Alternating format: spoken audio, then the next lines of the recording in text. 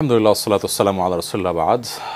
আমরা অনুপম আদর্শে প্রিয় নবী সাল্লাল্লাহু আলাইহি ওয়াসাল্লামের বিভিন্ন চারিত্রিক গুণ এবং বৈশিষ্ট্য নিয়ে আলোকপাত করে থাকি। তার ধারাবাহিকতায় আমরা আজকে আলোচনা করছি নবী সাল্লাল্লাহু আলাইহি ওয়াসাল্লামের অনুপম একটি চরিত্র, একটি বৈশিষ্ট্য, তা হলো দয়া এবং অনুগ্রহ নিয়ে।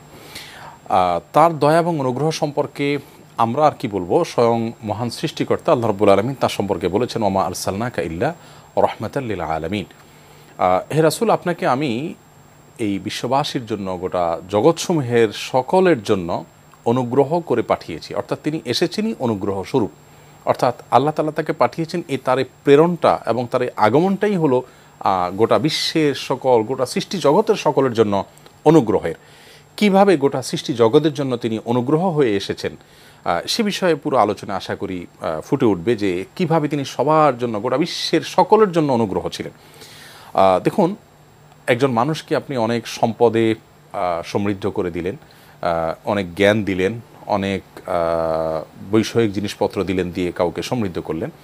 এর চাইতে একজন মানুষকে যদি আপনি অনন্ত অসীমকালের যে শাস্তি, কঠিন দুরবস্থা, সংকট, জাহান্নামের আগুন থেকে যদি আপনি বাঁচিয়ে দেন, তো সেটা হবে সবচেয়ে বড় অনুগ্রহের বিষয়। আর সেই দায়িত্বটি নবী করিম সাল্লাল্লাহু আলাইহি ওয়াসাল্লাম পালন করেছেন। এবং শুধুমাত্র সে অর্থে রহমত ছিলেন তা নয়, তার দয়া একেবারে বৈষয়িক দৃষ্টিকোণ থেকে আমরা যে দয়া অনুগ্রহ বলতে যা বুঝি, সেগুলোরও সর্বোচ্চ দৃষ্টান্ত এবং উদাহরণ তিনি স্থাপন করেছেন। ক্ষুদ্র থেকে বড় সব ক্ষেত্রে তিনি বলেছেন, ইয়া আইয়ুহান নাস, হে লোক সকল, ইন্নামা বুইসতু রাহমাতান ওয়া হুদাতাম মুহদাত রহমাতাম মুহদাত, নিশ্চয়ই আল্লাহ তাআলার পক্ষ থেকে প্রেরিত রহমত হয়ে আমি তোমাদের কাছে এসেছি।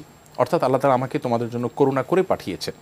প্রিয় নবী সাল্লাল্লাহু আলাইহি ওয়াসাল্লামের অনুকম্পা এবং দয়া মানুষের প্রতি কেমন ছিল, অন্যের প্রতি অনুগ্রহশীল হওয়ার জন্য কতটা তিনি গুরুত্ব আরোপ করেছেন, সে বিষয়ে ইনশাআল্লাহ আমরা কথা বলবো। বিশেষ করে শুরুতে একটি কথা বলতে চাই। প্রিয় নবী সাল্লাল্লাহু আলাইহি ওয়াসাল্লাম বলেছেন যে তিনি তার কথা বলছেন যে আমার দৃষ্টান্ত হলো ওই ব্যক্তির মতো, যে ব্যক্তির সামনে কোনো আগুন প্রজ্বলিত হলো আর অনেকগুলো পোকামাকড় এসে, সেখানে পতঙ্গ এসে সেই আগুনে ঝাঁপ দিয়ে দিয়ে তারা পুড়ে ছারখার হয়ে যাচ্ছে।